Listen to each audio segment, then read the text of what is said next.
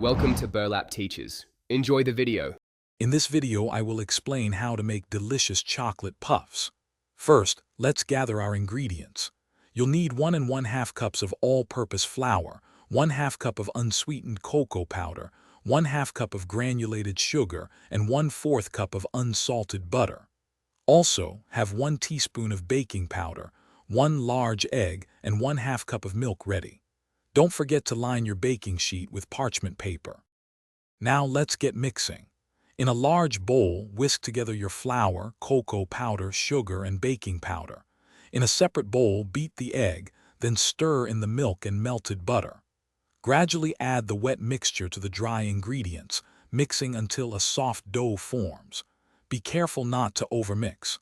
Once combined, wrap the dough and chill it in the refrigerator for at least 30 minutes. With your dough chilled, it's time to shape our puffs. Lightly flour a clean surface and roll out the dough to about 1/4 inch thick. Use a 2-inch cookie cutter or a knife to cut out your desired shapes. Place them onto your prepared baking sheet, leaving a little space between each. Preheat your oven to 375 degrees Fahrenheit and bake for 10 to 12 minutes, or until they are lightly puffed and set. Once your chocolate puffs have cooled completely, it's time for the finishing touch, a delicious glaze. In a small bowl, whisk together 1 cup of powdered sugar with 2 to 3 tablespoons of milk until smooth.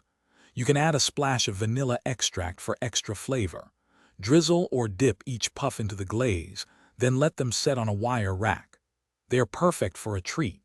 Also, remember to check the description for a link to the Owala water bottle and other great deals.